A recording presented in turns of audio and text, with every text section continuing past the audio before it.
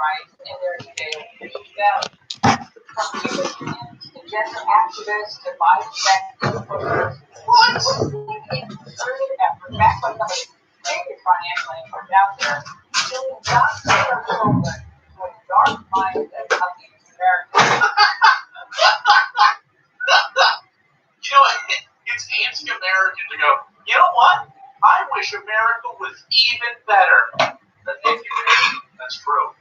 You know what? I want to change America so that everyone here is happy. Anti-American rhetoric. Oh, if there's anything wrong with America at all, you say it, anti-America. Now, if there's something wrong with your car, let's say your car started to jiggle a little bit. It started to jiggle. There's a little bit of a hump when you're going. You hit 60, so it goes probably a tie rod, but also or a bearing. But also, you're not anti that car if you're like, we should get that fixed. It's jiggled. It needs to operate properly. Am I suddenly like, well, fuck this car? This car fucking sucks. Mad. Like get really fucking anti-fucking. We're at fight forever. Fuck cars. Now it goes. Nothing wrong with it. You fix it. That's it. The whole thing.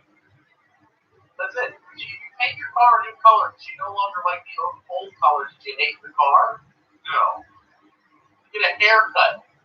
Or you're just like fucking done with hair. You're like, bald. No more haircuts for me. No, you're making a change for the better. Changing a recipe. Do you hate grilled cheeses? Or do you decide that maybe you should upgrade your bread? Like what?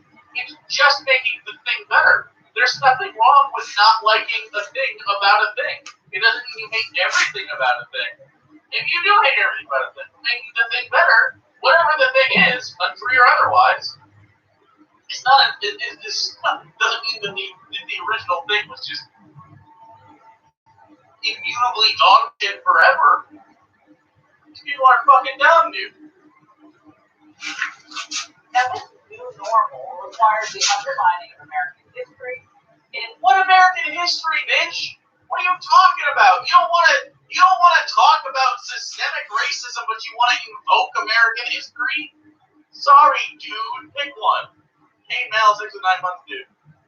While teaching concepts directly For socialism to be a system that doesn't work, it should be like at odds with the nuclear family. Now, on the COVID issue, government and so-called public health experts are trying to force your kids to get injected with an experimental COVID vaccine, whether you want them to or not.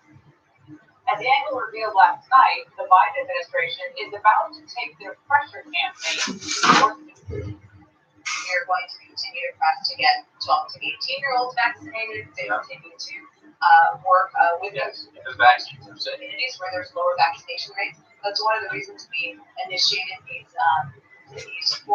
strike forces to go into communities. Oh God, they said strike force. How do you not? Okay, you already have people that are anti-vax. How do you call this shit a strike force?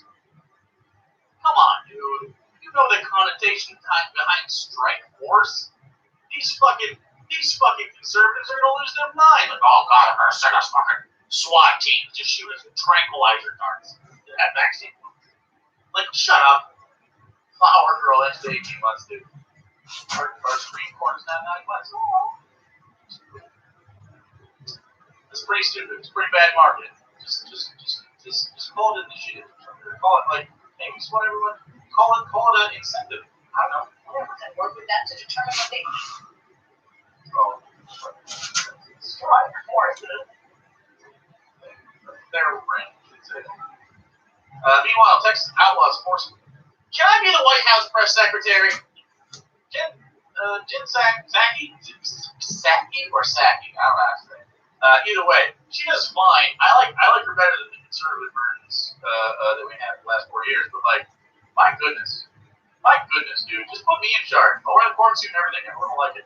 Meanwhile, Texas outlaws forcing to talk about how people know.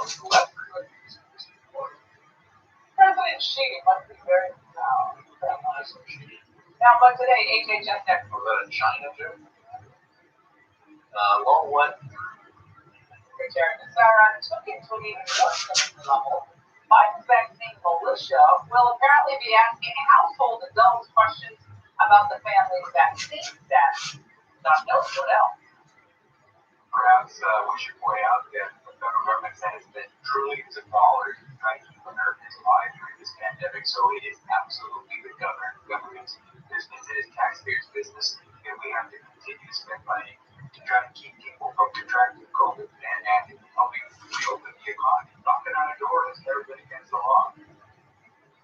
First, Javier, it's not your department's role to pry into the medical decisions of American citizens. Second, the economy is already reopened and has been for a year. I live in Michigan, the place where they say we are on hyper lockdown. It's been fine. We've done fine. I have no idea what this pretend. All the economies of the blue states, it's fine. I can do whatever I want. I just choose to wear a mask so I don't fucking die. And so I don't infect somebody else. I have a mom who fucking smokes. She smoked for 40 fucking years. And then when I go get fucking COVID so she can get a deep and hearty cough. Sorry, dude. Gonna get vaccinated. Gonna make sure that if I do get sick, it's very brief and I can fight it off. And I don't get long COVID and I don't have brain worms. Literally, this is giving people like the equivalent of like early onset dementia in some cases. This mask is hurting. Who fucking cares? You stay inside, pussies. If the mask hurts your little face, stay the fuck inside, loser. I get my groceries delivered. Surely you can. And by the way, can we just say this bitch has a fucking vaccination? Fox News has literal vaccine passports for the inside of their own facility. Did you not see this butt cheeks McClown? Thanks so much for the 3 months, dude. Look at this. Look at this fucking shit. This son of a bitches. Where's it at? Where's it at? Why can't I find the actual picture of it? Son of a bitches.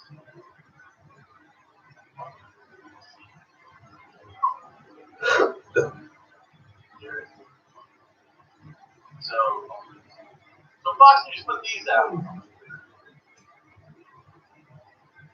Fox Human Resources, clear to work. Thank you for providing Fox your vaccination information. You no longer are required to complete your daily screening for work care/work matters, so you screen daily at Fox. However, please continue to monitor your health and stay home. If you experience any of the symptoms, please keep this email and image stored in the same place where you'll be able to access it easily. You'll be asked to provide it entering Fox work location. Are you fucking kidding me, dude? They're all vaxxed. Ben Shapiro came out for vaccinations 2 days ago. Candace Owens has been talking about vaccinations, dude. It's all over. They're seeing the markets crash because their fucking constituents are dying. And they're like, wow, should we fucking maybe not have all the people in Florida die horribly while they gasp for air? Should we maybe not have them all get long COVID, just have perpetual health problems forever, which is taxing on not only our healthcare system, but just work in general? My goodness. These people are fucking stupid, dude. Absolute hypocrites. They're ghouls. Ghouls, I say. Third, we trust parents, not the bureaucrats. Parents? What do you trust parents for, dude? I couldn't trust my dad to come home after a pack of cigarettes. How do you expect me to trust him with something like that?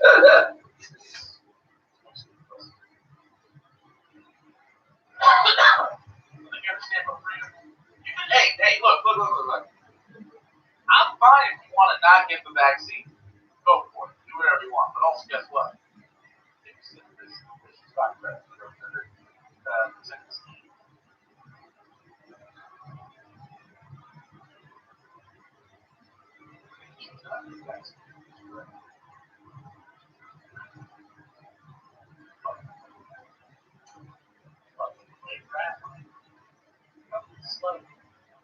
You're slutty little virus mongrel. Fucking vaccination pussy. Absolutely strange. Strange. So dumb. vaccination too, but if they're not going to fucking do it, they're not going to do it. I can't make them. I'm not going to make them. I am not going to make anyone get vaccinated. What I am going to do is say, you can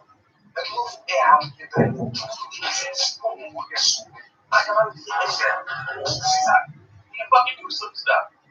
You want to do stuff with the vaccine? You don't want to? Fucking don't. I don't care. Live your life. Go ahead. You have the freedom to choose, and so do we. We have the freedom to choose to interact with you. Fuck off then. Go cough in your own fucking hospital. Don't come to ours. Get the fuck out of here, dude. Like this is like a it's just straight up. It's just straight up. Like the most simple thing you can do. I went and got a shot, waited what, 2-3 weeks, got the other shot, felt bad for 16 hours. And now if I get COVID, there's a high chance that I have very mild symptoms and don't have a life-altering illness forever. Pretty easy call in my opinion. And not only that, it helps get the Delta variant, which is incredibly transmissible apparently. And everybody that has the vaccine is getting other things. I'm sure there's something. Like most people are totally fine. It doesn't prevent you from getting the virus, contrary to what Joe Biden said. You can't get it. It helps you get over it, dude. Wear your mask, still spread that shit. Let us consistently to make important family health decisions. Now, Republican officials are already pushing This is an important family decision. Go get it. That'd be important. back. This is great. Missouri Governor Mike Parson politely told the feds to take their vaccine evangelization elsewhere. And the Arizona AG, in a letter to President Biden, raised the issue of medical privacy, writing, Privacy. Look, it was not a violation of HIPAA to force really health and disclosure for the vaccines. It's a matter of ethics. I mean, just fucking is. It is. It's a matter of national security, national health. If you care about fucking the way capitalists, conservatives do, for instance, you should get the vaccine. Because those who remain unvaccinated stress the entire system from the bottom up. So you get sick. Let's say you get sick. Imagine this happens in thousands of other homes. So let's just say you get sick, conservative person that is anti-vax. You get sick. You no longer go to work. So what happens? You can't go to work, which means you're not making money. You're not making money, you're not spending money. You're not spending money. Capitalism in your area doesn't do as well. Not to mention your family just doesn't do as well because you're at home or in the hospital. Now, if you go to the hospital, obviously that's healthcare costs. If you have to stress the healthcare system, costs of healthcare go up, which again stresses the entire system, makes everybody else's healthcare costs go up. So not only are you not contributing to the capitalist society that you so desperately want, you're not making money to help your situation under capitalism for your family. You're in a hospital, which doesn't help your insurance costs, your healthcare costs under capitalism. You're just losing money. Everybody else loses money too, which is why markets are starting to dip, because you're fucking up. I'm going to be fine. I'm going to be here at the end, and everybody in this chat's going to be here at the end. And they're going to be like, hey, we got the vaccines. We might have a little bit of a recession here. But for the most part, we're going to come out the other side with fewer dumbasses alive, which sucks. But I mean, like, that's what you want to do. And we're going to have more opportunities for things because you're out of the way. The boomer remover continues to move on. This is going to happen. And COVID's not going away. This is the flu now. COVID's out of the bag. That's it. Our life is going to be like this for a long time. We're going to have to get booster shots. We're going to have to change this up. This is, like, we're going to take it seriously. Frankly, I'm going to start getting the flu vaccine a lot more often as well. I don't want any of this shit. I haven't been sick in 2 years already. I was sick right after my dad's funeral. So right before COVID. So like March 2022. So a year and a half. We're a year and a half. I haven't been sick at all. Not once. Wearing masks, staying inside, staying away from other people. Now, do I stay away from people all together? No, I don't hang out all the time. Anything to make people in front of us possible. All we do is give each other a little bit wider berth for sometimes we wear a mask, sometimes we wear a mask all the time. That's not the place we don't. Right? I'm gonna be outside like Alex and I went to a baseball game. It was our first like major event post COVID. And then after our vaccine, after our vaccine, first wave. We wore a mask to the baseball place, but it's open air. Basically, wore the masks at the concession stand for line. We wore them in the shop inside. And we sat down because they were social distancing. It was excellent. This is all we got to do, dude. Anime 2 is the first thing. Anime 1 started the first, but we. So yeah, I mean, first I have a whole I will not tolerate such intrusions in Arizona. If Americans are on the fence about taking the COVID-19 vaccine, it would be most inappropriate for bureaucrats to single them out, regardless of motivation or intention. Now, the White House has claimed that it's not going to change vaccination data, a database, and that all door knockers are just going to be volunteers. Don't worry about it. But given their raw obsession with vaccinating kids, What the fuck? You need to vaccinate your kids before they can go to school. This is normal. George Fox, next call. You need to vaccinate your. I don't know if you know this. If you have a child and you want to put them in public schools, probably private schools as well, they need to vaccinate them. They need all of the fucking vaccines. Fucking polio. You can't give people unless they're compromised. School is over I guess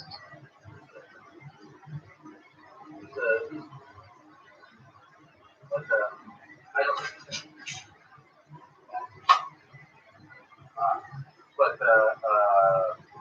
stuff like that is like that's why we need that. Frankly, I think if you consider yourself a fucking patriot, you want your fellow Americans to have good rights. You want your fellow Americans to have the rights that you're a patriot. It's like selfish. It's selfish for me, so I don't want to get fucking COVID. 90% of us is so I don't get COVID. There's 10% of them. I want to get COVID with my mom. I want to get COVID to my aunts and uncles. People else. I want to get some random COVID. I don't want to get COVID before.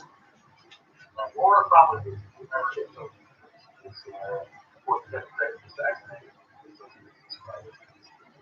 But I just think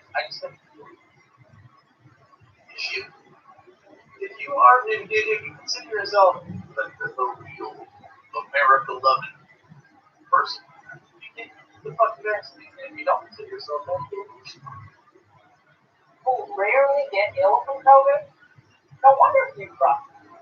Now, things are so bad in my old home state of Connecticut that parents there are suing to enjoin a new law that requires kindergartners to be vaccinated, even if it violates parents' religious beliefs.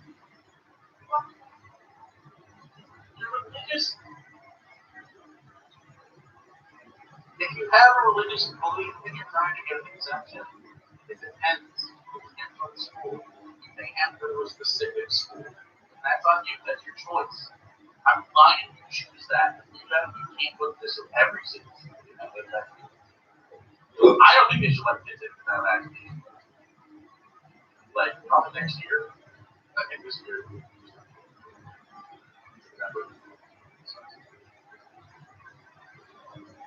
But when it comes to directly violating parental rights, DC takes the case. Now, in a story we brought you last night, new legislation there allows children as young as 11 years old to get any vaccine. Of course, what? Wait, what? 11-year-olds get vaccines for all sorts of shit? What are we talking about here? Why are we pretending that children are somehow incapable of handling vaccines? What does this mean? We give babies vaccines. We give toddlers vaccines. This is all super normal. Including COVID-19 without parental consent. The attorney representing the father who's suing DC in federal court over this appeared on the Eagle Bangle last night. The law actually requires the doctor, the school, the health insurance company, and the health department to all actively conceal from the parents that the child has received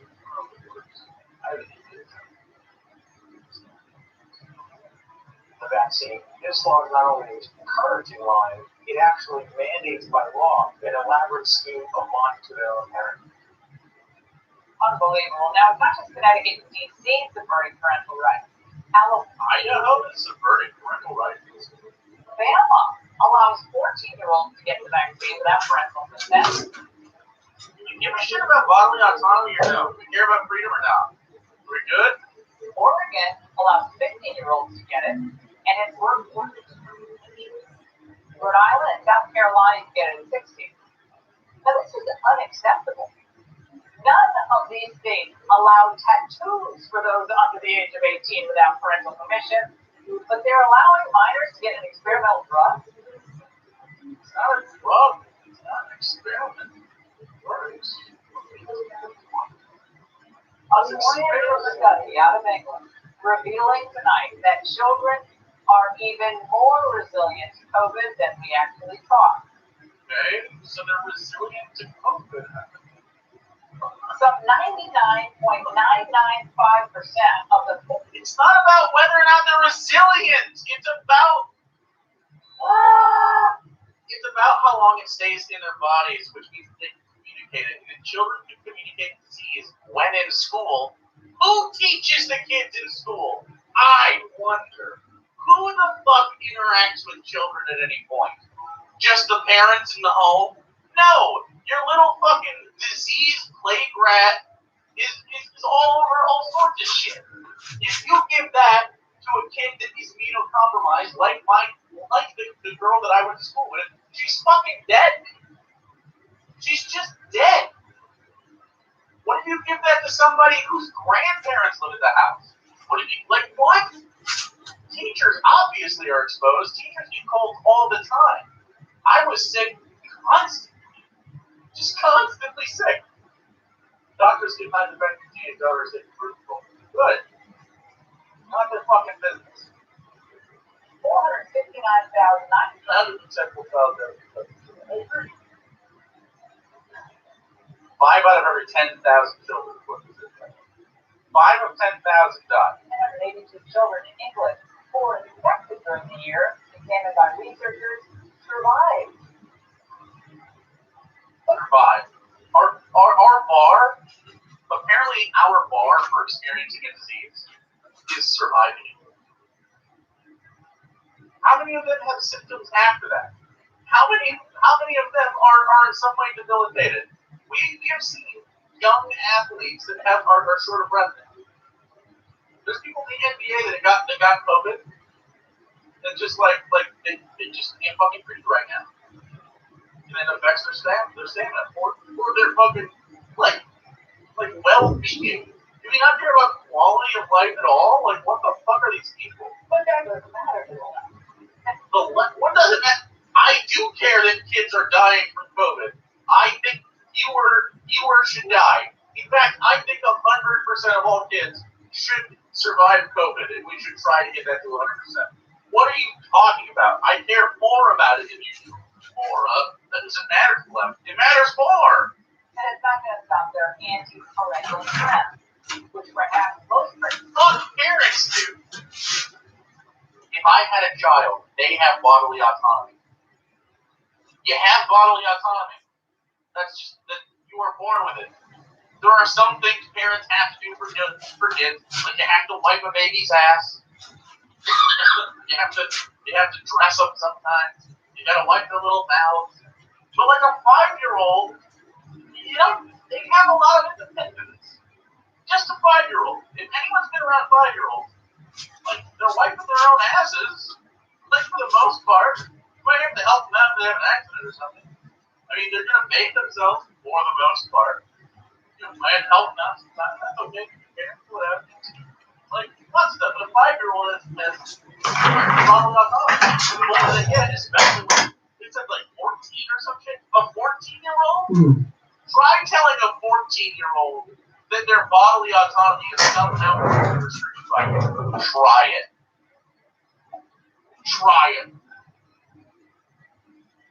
Good luck. Good luck trying to rein in the bodily autonomy of a 14-year-old. Good fucking luck. Hey man, if you think people having the freedom to decide their own bodily autonomy, they're racist. You think that's stupid?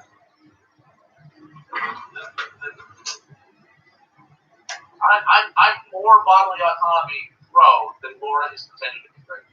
Right? So you're pretending that bodily autonomy, for some reason, which is what her argument is saying, oh, I should be able to choose not to get a vaccine. Go ahead. You can choose to go ahead and not get a vaccine. That's fine. But guess what? The rest of us get to choose not to fucking interact with you. Not allow you into certain spaces. Because we don't want your fucking plague rats around. Okay? That's it. You have the freedom to choose. Choose it.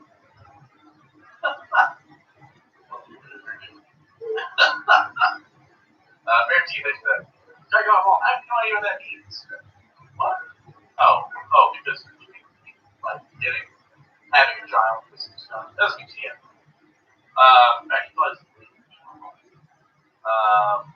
Yeah, bodily autonomy is appropriate. Absolutely. And a child should be able to choose to not have witnesses. In the same way, I don't care if you don't get the vaccine. I don't care. You can choose that. But we need to choose not to be around. Don't bitch about it. Traditions in our schools. Now, if kids We're indigent to speak up with healthcare. aren't being bombarded by nonstop hectoring on race and white privilege, they're being forced to read sexually explicit books with little to no literary value. Chicago takes things a step further for reading assignments to Muslims. Hold on, watch out. This guy's next swing and miss is going to be, you can say, you're a fatty. You can say that. Or, you can have the intellectual integrity to engage the argument. But you're probably not smart enough or confident in it. And I don't blame you. I wouldn't be smart enough or confident enough either if I was such that's where you want to be. You can choose not to feel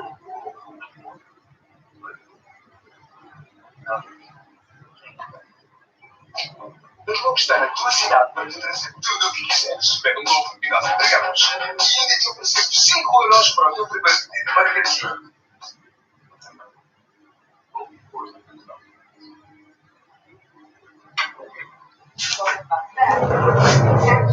Encouraging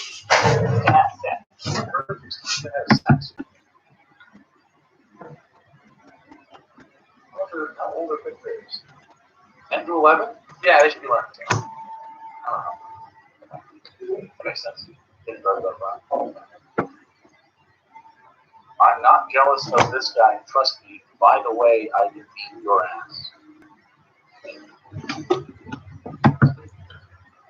Pretty weird that your initial reaction, that because I make you feel insecure, is to lash out and try to punch me because you're not smart enough. I have already won the fight.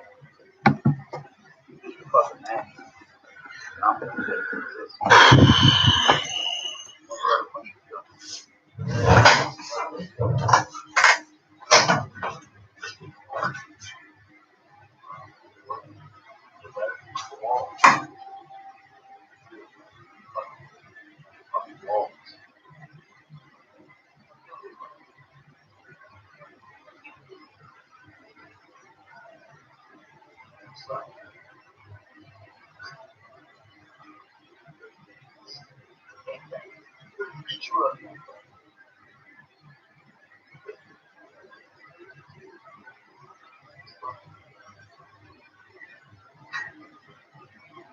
Security deposit. That's motherfuckers never go apartment. His mom's house. Dad's house. There's already holes in that wall. It's his baby boy bedroom. You kidding me? He's probably on the family computer right now.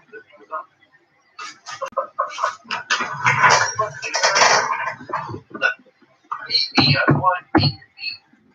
The fucking bathroom, you both know what this is going on. Frustrated. The only thing that makes you happy all wagging now. And okay. You better. Bullshit, do all that. Yeah, you know, fat. Oh, you fat because you're uncontrollable sex. You're a sex machine. That's wrong.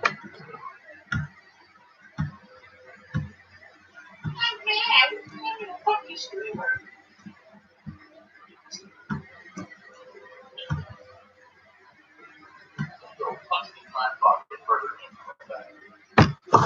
I forget that this also makes the purging considered to violate Illinois law that prohibits sexual minors to still there.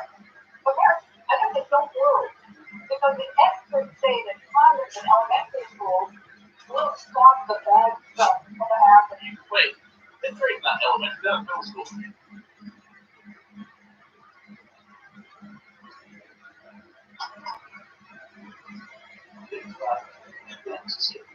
No, I wouldn't have gone. Obviously. Baby boy. Fresh out of Folsom next to it. Look. I think about 10 or 11 encouraging the fact that, hey, get prophylactic. You gotta do something like this. You can have that and I want I'm fine with that. 10, 11 years old. Probably a little early, but not too early to offer it. Probably a little early to hurry. I know they are. Literally, just make condoms available. Just push it. There's 3 condoms. 3 condoms. When you don't have these protections, the bad stuff everything. Absolutely. 100%. By the way, if you are a conservative and you want more people having babies and having families, pro-sexual education. Pro-sex ed is very important. So sexual education really can start at like kindergarten, preschool era. And I don't mean like talking about sex. The education part of sex ed is very important. And without any sexual connotation, you don't have to mention genitals really at all. The only thing you have to really hammer down is sexual education. The idea of consent. Just general consent. The idea that someone, you don't want someone to touch you. They can't do that for consent. You don't want to touch somebody they don't want to. It's not about sex. But the idea of consent. Forcing consent. So that's really all that matters in sex, right? Any other thing you want to do in sex, once you have consent for it, 100% fine. I don't care. I think consent for it, there's no cap. So if you just hammer consent, thank you. There's a state I guess there's a secret, sadly, I think she had this poster on the board. It had like high five, fist bump, hug, and some other options. And as she walked out of class, there was a sequence that got to raise their hand. And that person was basically, I don't know what you call it, basically, the giver of the high fives, the hugs, and the fist bumps. Okay? And so that person, obviously, in class.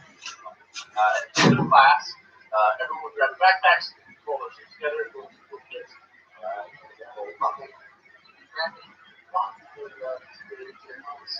Car, bus, and on the way out, you got to touch the poster if you wanted one of these things from the other students. So they would go like, and then they'd slap the fist bump. And they were standing there, gave a fist bump to that person. It was really fun because they got to choose their national picture. Slapping, they got really pumped and excited to choose a thing. High five that thing. And then a couple of hug. A really big hug to his classmate. And then it was really cute. Right at the end, one of his high school friends, these guys were like fuck. Went like this, but just went down all the options. So there was like a high five, a handshake, a fist bump, a hug. It was great. And this is really cute, right? Because this is just consent. That's all that is. And there's some kids that didn't forget. And so the kid didn't give me a high five or a fist bump or a hug. And that was fine. Because that's just what do you feel like? You don't feel like anything? It's like that. You don't have to. You said bye to each other and smiled and walked off. That was fine. But that's all. This is just reinforcing you. That's all it is. You don't have to bring up genitals for quite some time. You just need to be very gentle. Hey, if someone wants to touch your body, if you don't want to, tell them. And that's all it takes. That's really it. So I don't know why conservatives are just fucking always against this kind of shit. It doesn't make any sense. Don't you want kids to have freedom? Don't you want yourself to have freedom?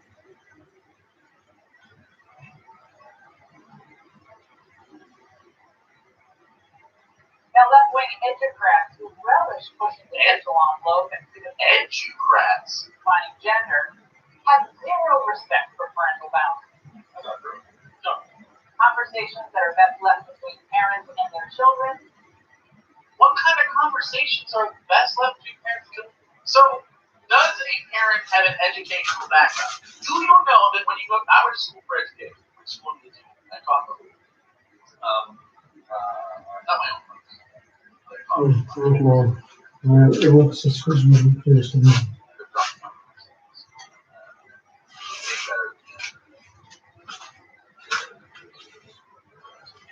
But I might go back someday. But in fact, I think that's one incredibly. I have some stuff from my students.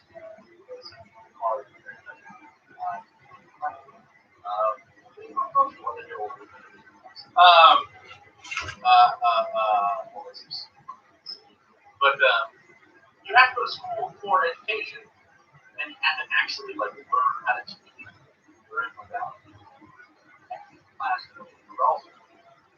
Part of that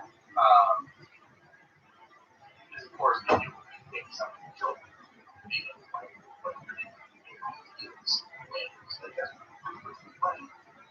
Which I think you might agree or disagree. I think you agree if you're here, especially if you subscribe. You might agree that I might be pretty okay at explaining concepts. This is a thing that I have been trained to do. I have learned the skill. I have a little bit more of it. Decent. Of the best. Decent. And it's like my mom and dad don't have the language.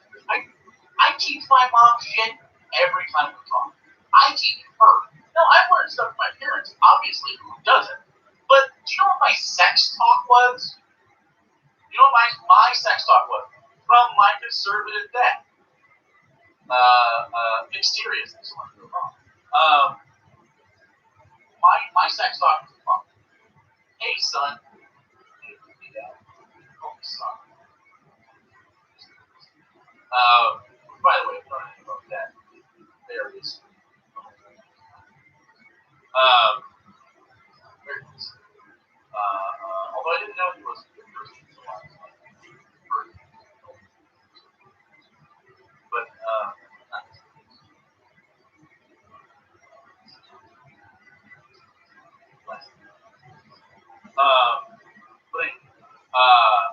so he was kind of a cool guy, very close. So son,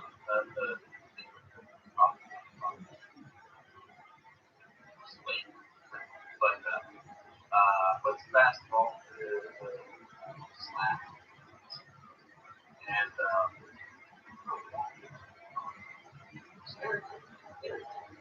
it's called competition. Hey son, so does you ever? How do you say it? You didn't say does this ever get hard? And I'm like, yeah, I get hard, sure. And I probably wasn't that confident. That was my internal thing. Of course. He says, did you ever touch it and it feels good? Yeah. He goes, well, if you ever have any questions about that, you just ask.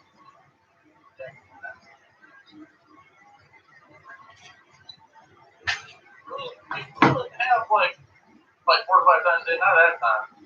It wasn't like significant at all. Like, what do you want me to fucking talk to you about? Your missionary sex? Bro? With my mom who doesn't really seem to enjoy it? Like, she has never talked about sex in a way that makes me think that she has ever enjoyed sex. Isn't that wild? Like, wow, what great talk, dude. So anyway, I learned more from school and my peers than I ever did. And school was not even good, right? It wasn't that good. I had one good teacher, and the only thing I remember about her sex ed class is that she said that anal was valid, which based, but I mean, it wasn't really, she kind of started there. It was a weird place to start, let's say that. Everyone would talk about it. It's like, yeah, talk about butt sex. It's like, yes, it's a thing you can do. And we're like, wow.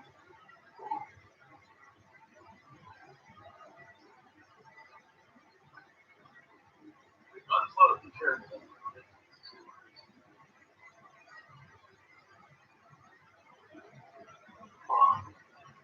Are being short-circuited in states like California and New York. And by the way, remember, one of New York's fanciest schools is teaching first graders about masturbation. And when adults cry foul, and we have again, Why are we upset about talking about masturbation? I actually think masturbation is one of those things that we should be able to talk about a little more. There's a lot of shame involved in it for some reason, but I think it's like the safest way to explore kind of what you like without like any terribly negative. Like it's fun. It's fun. It's your own body. You're not doing anything with it to anybody else. You fucking nap as much as you want. Go ahead. Like, who gives a shit? Just touch your body. Like, understand your body. I don't jack off that much. When I was a teenager, there's this really great line in a Vampire Weekend song.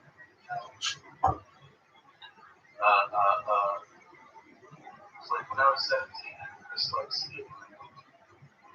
That's a good fucking line, dude. It's true, too, right? Because it's like your hormones go like, bah, bah, bah, bah, bah. And yeah, it's great line. Really good song. And normalize traffic. Just like I think people should know how to come. Like if they're ace, they know that or they only care for money.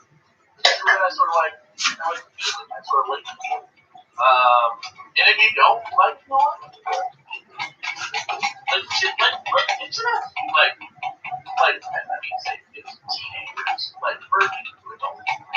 I think it's a very healthy practice for them to realize and understand that like sexually and 100%. You do stuff alone or with a friend. It's not necessarily sex that will be gratifying. There's things you can do that are not beautiful anyway.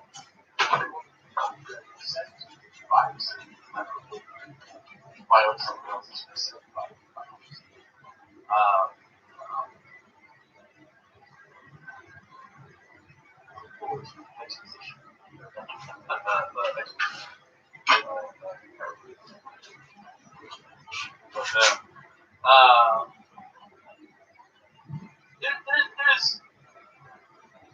There's ways to healthily talk about this kind of stuff. It's not getting wrong.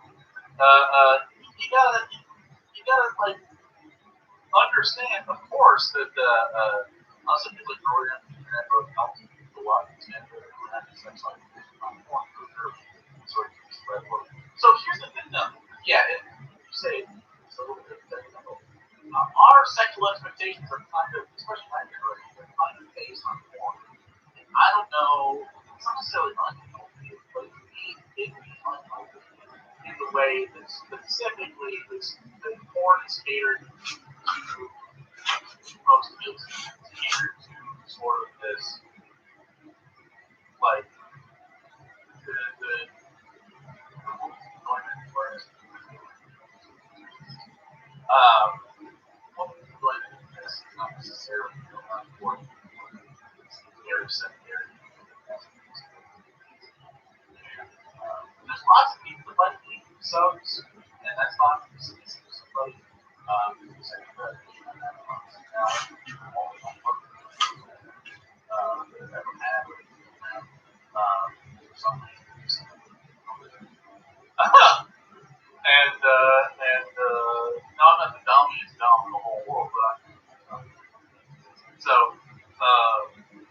it's just one of those things where but it's also valid that that's not good. So it's just like things like that. You just gotta like find your path and like find your what you enjoy out of sex and sexual experiences. And find very little to none or a lot of things. Wherever you find yourself in a spectrum, it's more healthy to find that out for yourself discovery than it is through, like it's all about really just at the base of all of this. It's people with vaginas need to be taught why they can't just put any cylindrical objects.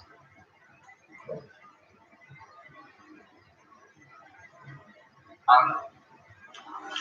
And this is things like critical race theory being taught in our schools. The elites and their activist base move into the fear mode. And of course, they don't hesitate to lie. Cultural warriors are labeling any discussion of race, racism, or discrimination as CRT to try to make it toxic. They are bullying teachers and trying to stop us from teaching students accurate history. Accurate history, right? Stopping or listening. Oh, that goes especially for butts, Holly. Don't stick anything in your butt unless it has a wide bottom. Okay? There's a reason people get shit lost in their assholes. Your asshole's gonna suck that sucker right up. Make sure you have a wide base on whatever you're sticking in your booty. Flared base, could be a flared base, could be a straight anal bead action, whatever you got going on. I'm telling you, this is a PSA.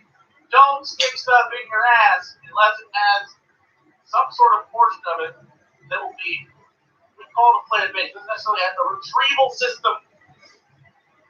Don't just stick whatever. Okay? Dangerous. Use lube. Make I have a great rule. Okay, well then it will dissolve in your anus, but like, yeah. It's just don't stick just whatever of your big bongs, or your ding dongs, or your hoo-haws, okay? Please. Go ahead, clip it, do it, whatever. Water-based lube, yeah, I like water-based lube. Make sure you use lube, make sure you take more butt stuff advice, okay? Obviously. With a partner or without. Same rules apply, okay? Make sure, let's just start small, work your way up. Okay? You don't have to be a fucking pro overnight. There's a reason that the fucking, your dragon dildo might not fit. Okay? You don't want to hurt yourself. You might think it's hot or something, but it's not going to be hot. Rip your asshole. Well, it will be hot. It'll be painful. It'll be like a searing heat with your ripped butthole. Don't do it. Low and slow. Build yourself up. It's okay. Also consider, being more relaxed. Probably pucker a little bit. Yeah. There you go. And then, that's all I got. Well, that's fine. That's all you got. That's all you got. Just be careful. I'm not saying don't do it. Do it as much as you want. Poppers too. You know what? Actually, I have poppers. I do. Someone said that.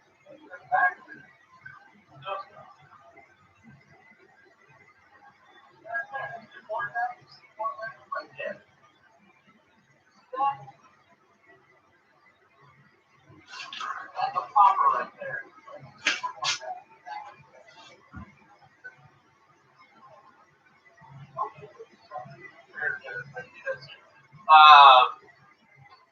You're doing so much.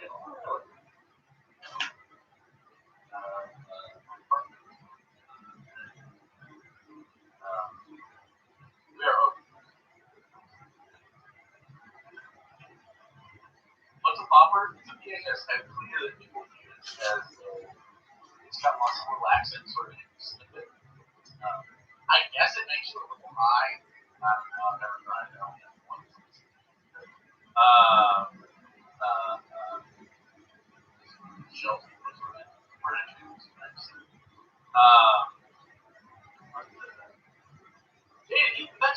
500 minutes. Just go back to work. How's the traffic? And yeah, it makes your the tissue.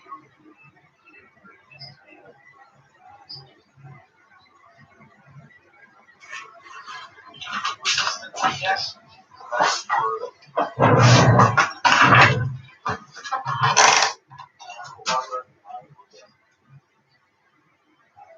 Apparently it doesn't have.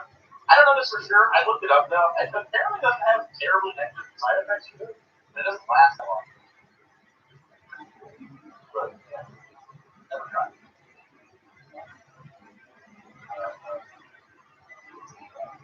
It's not legal to do as a drug. But you shouldn't do this. You shouldn't do it, Jack. Or legal ads.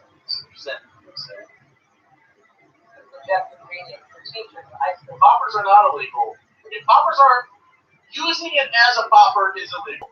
Buying them is totally legal. And they're other stuff. You can't do it on that. It is very illegal. It's not literally every section. With you. VHS. Is, of course, the book How to Be an Anti-Racist by Human Pence. It's filled with historical inaccuracies and is actually pretty good.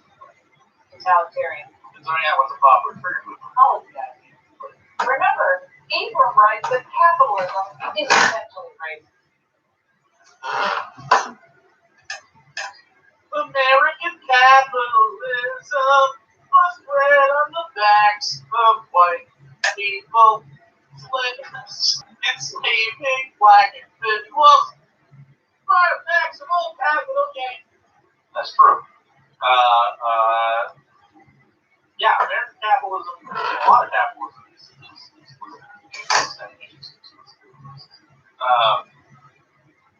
yeah. I mean, it started with the importing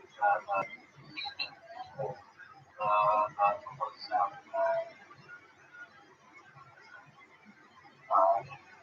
South Carolina gold rice.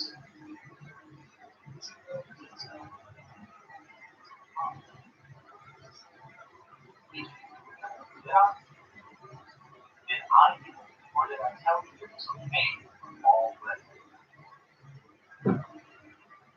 And racism is essentially capitalism.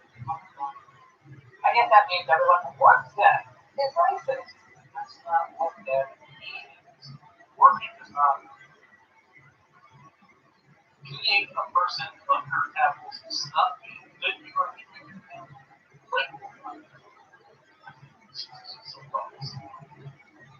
Kids, that means your parents that are part of the problem. And they mean immediately those parents of yours need to begin their never-ending re-education in anti-racism.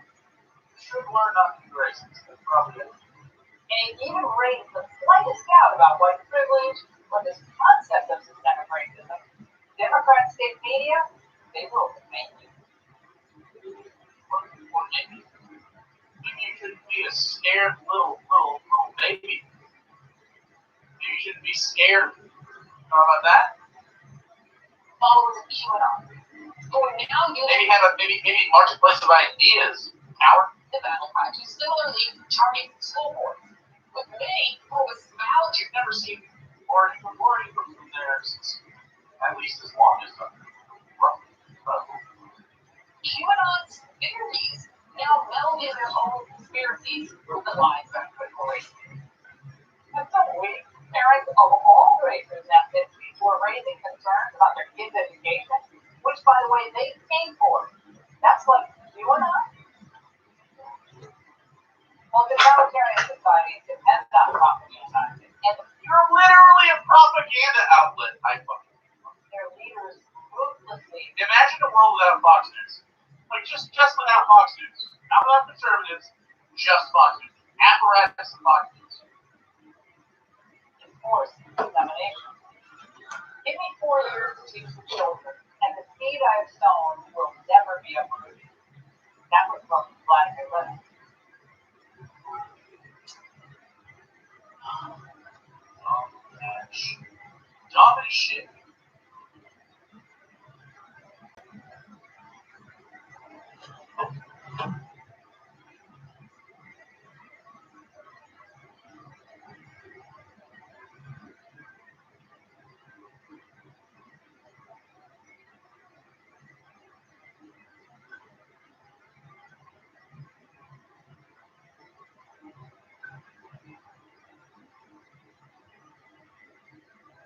substância em cuidado da pele enfraquecida. Pronto, mineralmente probiotic fraction. Break out the parade floats and whatever it is we do to celebrate now, because my first book, has been out for more than a year, and the paperback has just come out. So for all you people who said, I'm going to wait for the paperback, your time has come. Cheers. This was gifted to me 6 years ago, 7 years ago, by the very person who deletes all your comments.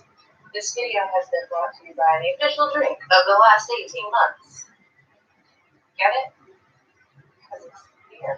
Okay, so one of the most common things you get as an author is less about your own work, so much as the process and how this can be applied to aspiring writers. Now that said, I don't know how helpful this will be, because I definitely came in deliberately so with a large platform, because that's kind of, I don't want to say how it's done now, but it definitely doesn't hurt. The title of this video is also a little bit of false advertising. It would probably be more honest to say some things I wish I knew before I published my first book, and also some things I kind of suspected but hoped weren't true, but totally were. I do kind of wish I could make these more like optimistic and inspirational than they are, because I feel like every time I do a writing video, like half the comments are like, wow, I give up. I don't know what to tell you, man. It's hard. I don't want to blow smoke up your ass. But my fucking yelled at me because she loves me. I was rooting for you. We were all rooting for you. Yeah, it's harder than you think it is. If you think it's going to be hard, it's harder than that. So I'm going to make a promise to myself that I'm not going to try to be a total downer. Keyword try. Okay, number one, getting published is harder now than it ever has been. I mean, it is what it is. So I think the paradox of self-publishing becoming free and creating more access is that it also created more demand, because a lot of people who read a lot of books, they tend to read like mystery and romance and erotica, and those genres do really well in self-publishing, and people who read those genres tend to read a lot. And then a lot of these people who spend a lot of time in like self-published stuff do tend sometimes to wade into traditionally published fiction. So why is it harder now than it's ever been? Well, believe it or not, demand is actually higher now, less because of the print side so much as the audiobook side, which is the fastest growing part of the publishing industry right now. And believe it or not, it is not a conflict of interest for me to use Audible as a sponsor. Surprised about that? So if there's more demand and self-publishing is kind of siphoning off people that maybe don't belong in traditional publishing, why is it harder now? Well, I can only kind of speculate, but I kind of suspect it's harder now for the same reason getting a movie made, at least a traditional Hollywood movie, is harder now. Basically, more and more resources go to fewer and fewer projects. I have seen a lot of people say that the mid-list is dying. I'm considered a mid-list author. Basically, publishers will kind of go all in on a few titles per year, usually by authors you've heard of, but sometimes by debuts, especially in genre fiction and YA fiction, and that kind of leaves fewer slots available. I think there's also just more supply. A lot more people are trying to get published, and really the hardest steps, the getting the agents and then actually getting published, those two steps are, again, higher than they've ever been, because there are fewer slots available and more people trying to get in. Number two, getting published does not mean you've made it. I mean, it means you've been published, but like that doesn't guarantee you a career. And I feel like a lot of people have this misconception that like if you get a book published once, you're in the club and you're going to be fine. And it's not true. Being an author is a constant struggle, and I know very few authors where that's their only job. And the ones I do know are like job scholars. They're all millionaires, published like 5 books. What does happen is you might get published, you might have a lot of friends and contacts in the industry, but then for whatever reason, maybe tastes change, the genre you write it isn't like hot anymore. Just because you sold the book before to a major publisher doesn't mean you'll have any time from here on out.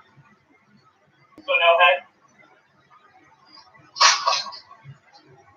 Number three, if you want something done, you've got to do it yourself because your publisher won't do it for you.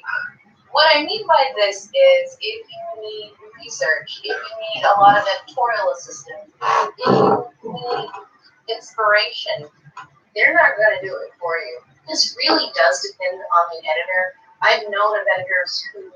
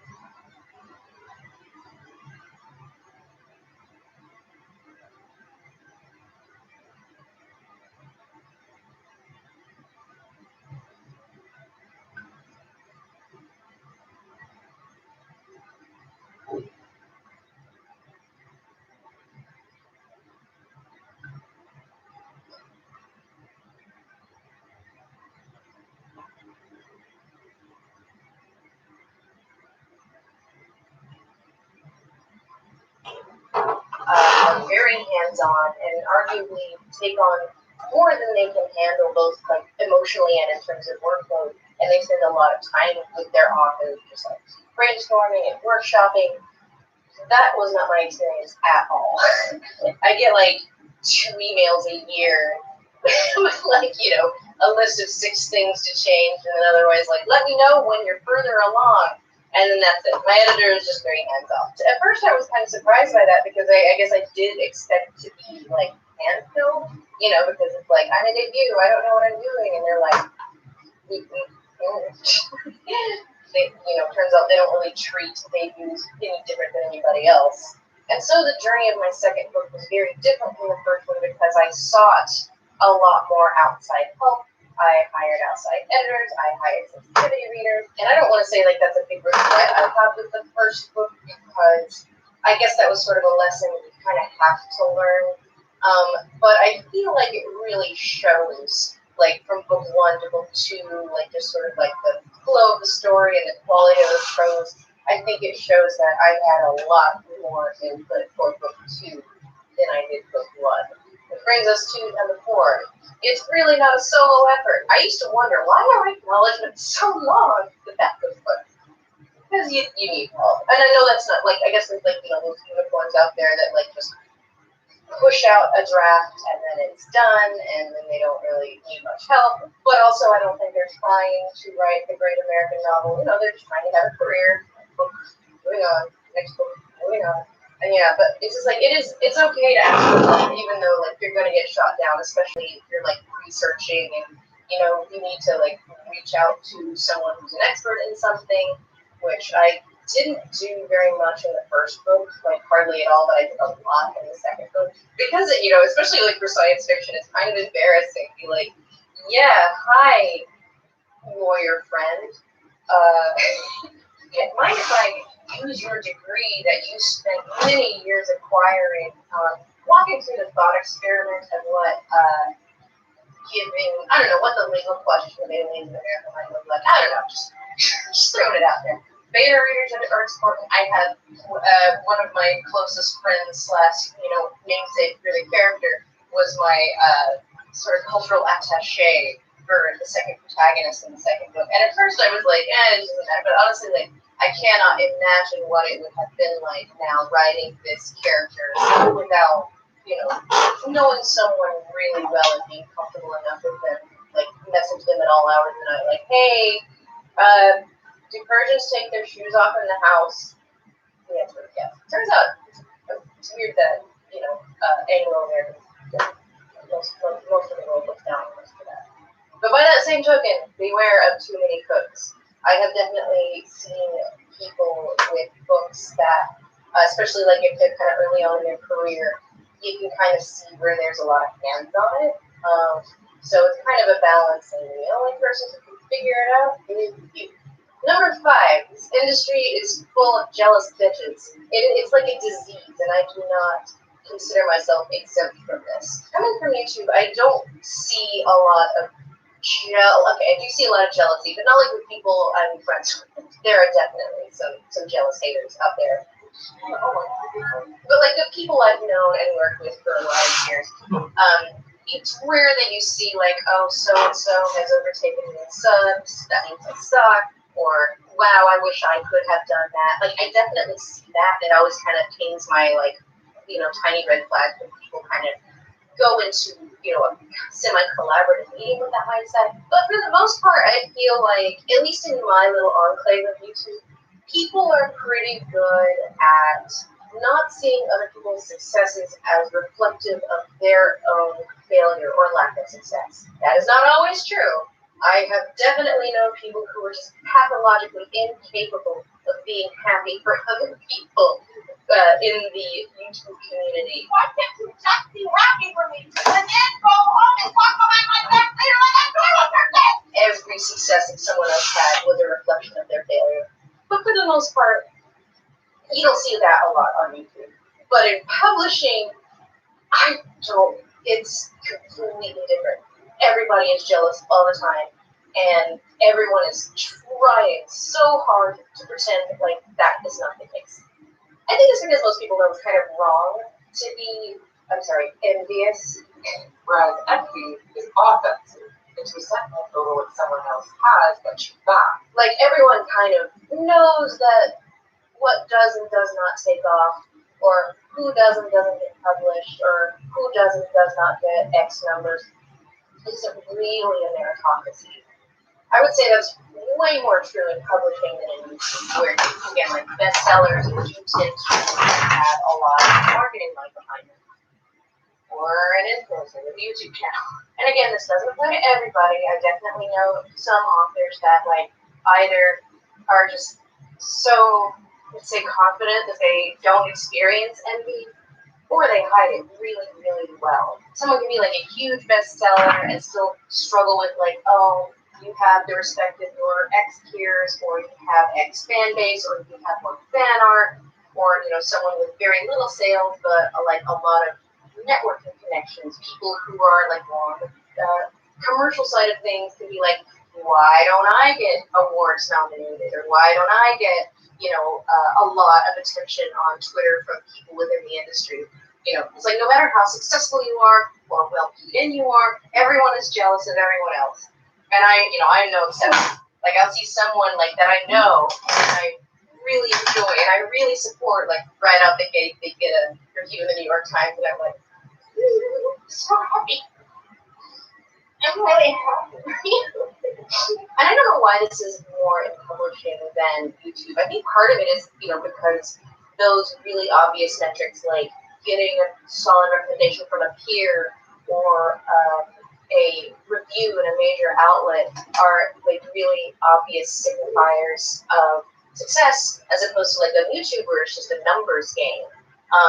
But also like on YouTube it's a numbers game in many ways. Like, yeah, you might pull in X many views and everybody can see it, but also just like, okay, I put out a video, on to the next one, on to the next one. You're never going to work on a YouTube video as hard as you would on a novel. I take that back. I know some people who absolutely have worked on YouTube videos as hard as they have or would have on a novel. And I think the key here is to know this about themselves, and most people do, and push through it, because I think the only way to healthily live with envy is to know that's what's going on in your head and just get over it, because there is absolutely no harm in being happy for other people. Number 6, you need more practice. That's just basically what it says on the header. I don't know if I need to clarify that. I see way too many people, myself, 6 years ago included, that, know they're not going to knock it out of the park on the first try, but kind of hope they will. And I don't really understand where this impulse or expectation from others comes from.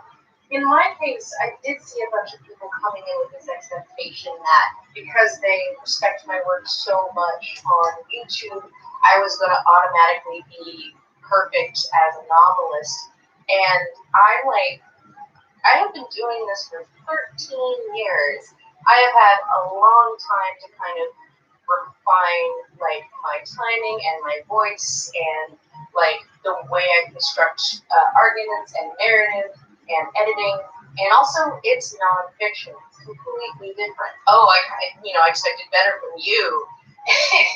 And it's like whenever I see people who, are just become so obsessed with this idea that their first novel has to be perfect, I get it because people are like weirdly judgmental in their expectations of like what a debut novel looks like. Like you don't expect someone's first YouTube video to like be on the level with their 20th. Why would you feel the same about a book? And yet people think that way, and I think this really inhibits people. In hindsight, I wish I had given myself more slack to not be perfect. But I think in general, like I think more people need to stop trying to be perfect and just accept it's your first try. I mean, no book is gonna ever be perfect, but your first one, it's still your first one. Cut yourself some slack. Number 7, review bombing. I hoped I was being paranoid. I hope people wouldn't actually do this, but jealous haters, they absolutely did. So when I say review bombing, I don't mean negative reviews. I mean like basically like heavily one-starring a book because they hate me personally. And I really only started to notice this after someone released a video stating that the only reason I had ever made content criticizing J.K. Rowling was to promote my own book. And then a bunch of his Goblet fans then like Goodreads to, mass one-star the book. And I don't want to make it sound like it's like hundreds of people. It's hundreds of them here on YouTube. Maybe like a few dozen on like over Goodreads and Amazon. The rationale being that I don't disagree with J.K. Rowling because of a specific and I would say very highly articulated disagreement I have with her political views, which she has many times unambiguously made clear in public, but because I'm clout chasing. I'm riding the wave of JKR hate to promote my own work, which tells you an awful lot about how Carl thinks. So yeah, the point of review bombing is like definitely to bring down, the property value of your brand, but mostly it's just to hurt you. Like it's just to be cool, be catty, and I don't want to make it sound like it was just Carl and his followers. Like there was definitely some review bombing after the incident in March, where for a month it was popular on lefty Twitter to, go after me. Weird how they got over that. It's weird. It's weird how I don't get like threatening messages from those people anymore. We all flops. I am a good mother, and you are all flops. The review bombing on the first book didn't really surprise me. What did surprise me is that they kept doing it into the second book. Like, arguably, there was more review bombing on the second book than there was on the first. And that really did surprise me. Because I kind of figured that, like, the first one was going to be emblematic of, like, all of the stuff that I, unfairly accrued that I didn't deserve. And then by book 2, they would have gotten bored and moved on. But they got my thing. So the result of this, I don't want to imply that, like, it's not, like, an entire star off my cumulative Goodreads score or Amazon score. It might have affected it a little bit, but probably it hasn't. But again, like this isn't meant to really change the consumer mind because, someone leaves a 1-star review that like attacks me personally. I think that's not really going to dissuade someone from buying it. But since Carl of Swindon has like literally just uploaded another video about me like right before I started recording this, I guess his not at all creepy obsession with me is, clearly he's trying to get my attention, so let me just address that. Carl, I'm married. I'm flattered And I get that he's been trying really, really hard to get my attention, for obvious reasons. But again, I'm married. I don't think it would really work out between us.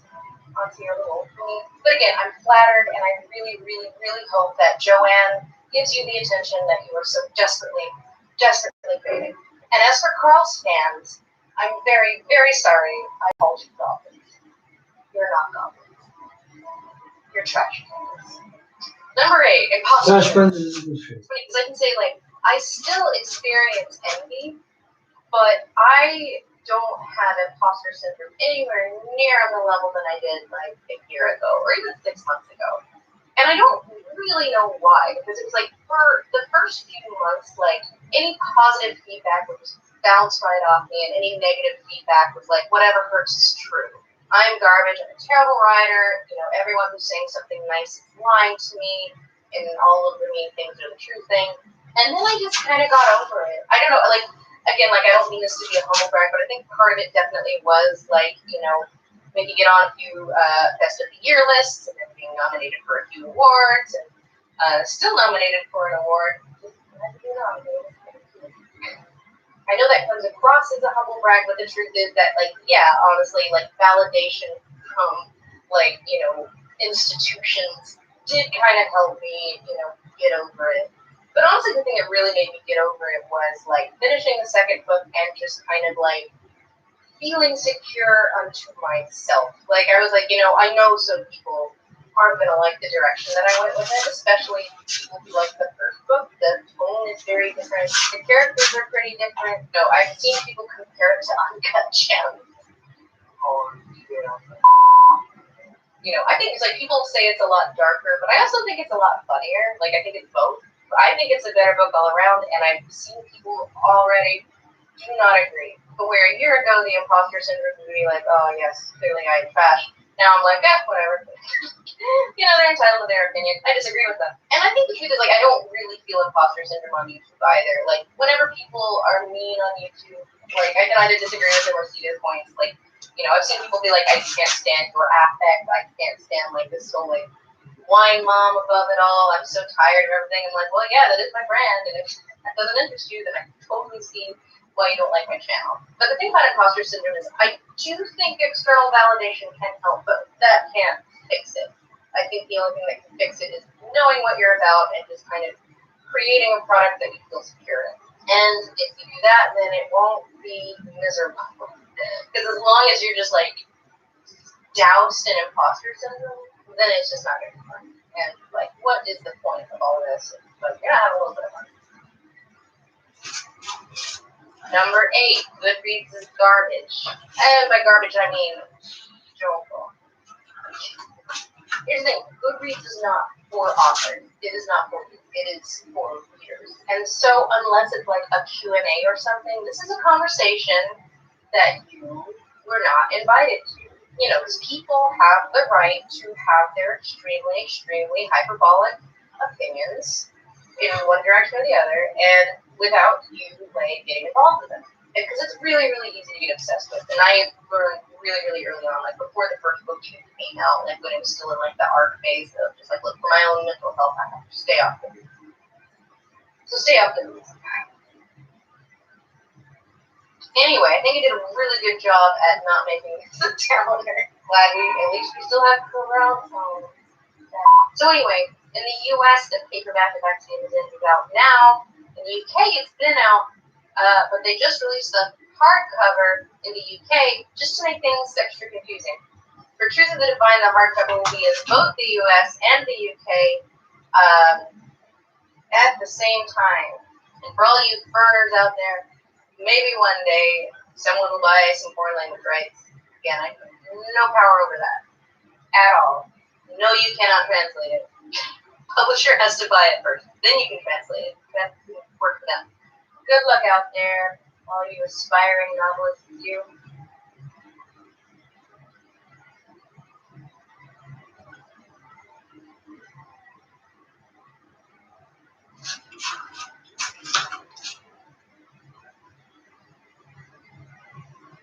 I apparently know that by populist people with a sense of entitlement who believe they're saving the planet. I think they're better than me because they care more. Do I know that? Show them this. This turns out to be a video which Louder and Crowther assures us Using things like science, facts, and math. and it comes from university. Well, that sounds like a reliable source. The great people at Prager University have shown with illustrations that people who drive electric cars and think they're safe on the planet are in fact borderline functionally retarded. Okay, just a reminder, Prager University is not a university. It's a YouTube channel just like mine. So like my channel, you have to check where its information comes from, however good its illustrations.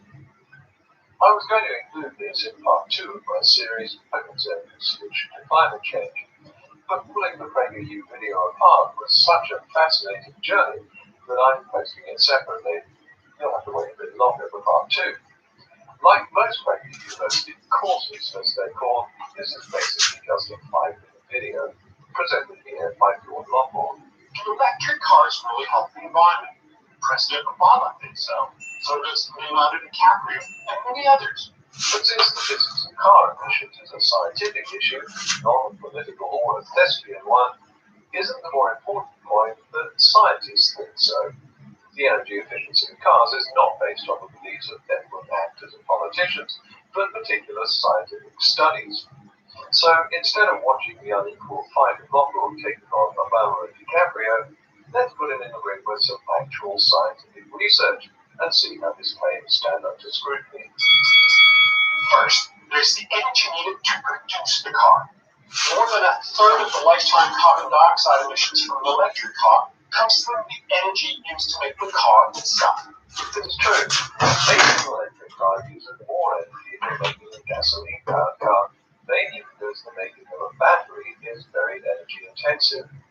So researchers look at the lifetime carbon footprint in an electric car, including production, driving usage, and scrapping. Around 1/3 of the carbon footprint, sometimes more, can be taken up in just making the vehicle, as Lombard rightly points out. What Lombard doesn't tell us is how that compares to the production of a gasoline-powered car. So let's take a look. Turns out that only 1/10 of the gasoline car's carbon footprint comes from production, which sounds good. So why doesn't Lombard mention it? Well, because the reason for the smaller ratio is that gasoline cars use a huge amount of energy just being driven around. So despite the smaller amount of energy used in manufacture, gasoline cars have a much higher overall carbon footprint than electric cars. Diesel cars are much more fuel efficient, but even that doesn't bring their overall carbon footprint below electric cars. While it's true that electric cars don't run on gasoline, they do run on electricity, which in the US is often produced by another fossil fuel, coal. As green venture capitalist Menno Kozla likes to point out, electric cars are coal-powered cars. That would be true if all the electricity they use comes from coal, but of course it doesn't. In the United States, some grids have a high coal component, others have none at all. And for the national average, coal fuels less than 1/3 of America's electricity. The most popular electric car, the Nissan Leaf, with over a 90,000-mile lifetime, will emit 31 metric tons of CO2. A comparable Mercedes CDI A160 over a similar lifetime will emit just 3 tons more across its production, diesel consumption, and ultimate scrapping. That's close to a 10% difference, which is not much. So, as always, we have to ask, where did Lombard's figures come from? PragerU doesn't tell us. Unlike my channel, where all my sources are cited, you rarely find citations of PragerU, just a lot of advertising for their social media sites. I don't know why they don't want to tell you where their information comes from, but it means you can't check and verify it. So I emailed Lombard to ask him. His office told me his source is this paper by Hawkins et al., and right up top the abstract shows not a 10% difference, as Lombard says, but a range from 10% to 24%. The authors later issued a corrigendum, and that figure was corrected to between 17 and 30%, which is even further from Lombard's claim. The first thing that comes to mind is that Lombard cherry-picked the figures, but I can't say that without reading the study. Okay, I've read the study, and yep, he cherry-picked the figures. First of all, Longboard has adjusted the figures to take account of America's great reliance on coal as a fuel for electricity, compared to the average European fuel mix on which the study was based. That's fair enough. What it didn't do was adjust the fuel efficiency of European cars to take account of the lower fuel efficiency in the USA, which would have made the electric cars look greener. And here's where the cherry picking comes in. Turns out that when the paper looked at the crucial area of fuel consumption, it didn't just make one comparison with the electric car, it made two. One for diesel, the other for gasoline. But the gasoline car miraculously disappears when Longboard does his own calculations. Why? Presumably because even in fuel-efficient Europe, diesel cars have much better fuel economy, in this case around 53 miles to the gallon combined, city and highway driving, and therefore emit far fewer lifetime CO2 emissions. I did email Longboard's office again asking why he'd ignored the comparison with the gasoline car, and I was stunned by this reply from his media manager. I'm sure many drivers of different cars would want whatever vehicle they drive to be included in an analysis. However, comparison of one fossil fuel and one electric car is the simplest and clearest way of highlighting their differences. Anyone who understands basic science or data analysis must be face-palming right now. Yes, I'm sure drivers of different cars would want whatever vehicle they drive to be included in the analysis, but we're not dealing with drivers of different cars or what they want. We're dealing with a scientific study that made two comparisons. Longboard picked the one that came closest to supporting his conclusion and ignored the one that didn't. This is the lamest excuse for cherry picking I've ever read. If you don't understand how wrong that is, it would be like me claiming that 65% of US electricity comes from renewable resources, citing this study as my source.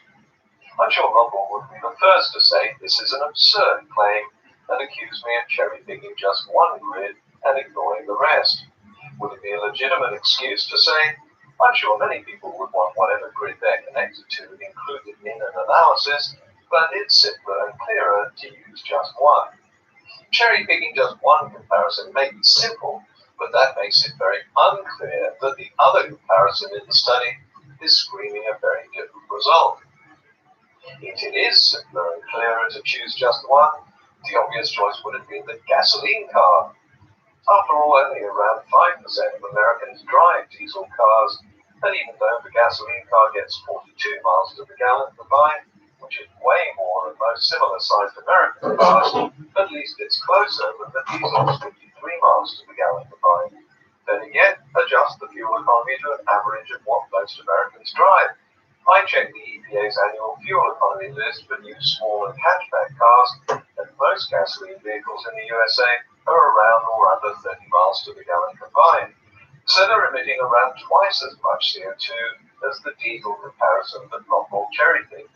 Then he goes on to make another comparison for larger cars, and again it's a diesel. The results are similar for a top-line Tesla, the king of electric cars. It emits about 44 tons, which is only 5 tons less than a similar Audi A7 Quattro. That's a difference of about 10%. Reagan News cites no source, but USA Today gives us a link in Longboard's opinion piece where the same claim is made, and this was confirmed by Longboard's office as his source. But the links just take you to this government website, listing the fuel economies of the two cars. So let's see what actual published studies have found. The Union of Concerned Scientists made a cradle-to-grave emissions study in the USA. It found that gasoline cars emit 29 tons more CO2 equivalents than mid-size electric cars powered by an electricity grid mix representative of where those cars are sold, and 54 tons for large cars.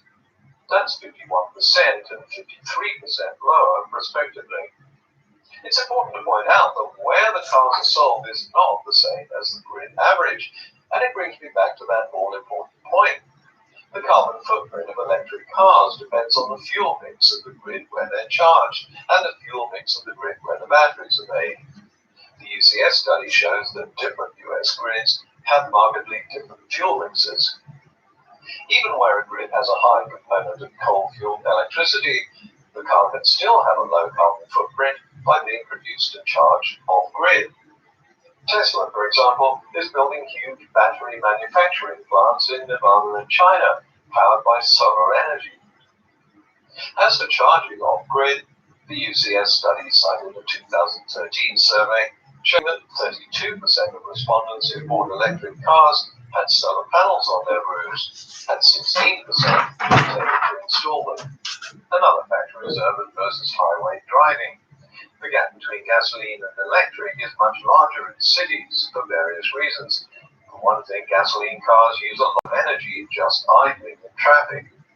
Another cradle-to-grave study done in France found that a small electric car emits 63% less carbon dioxide than a gasoline car from production to scrapping, and 70% if the cars are recycled.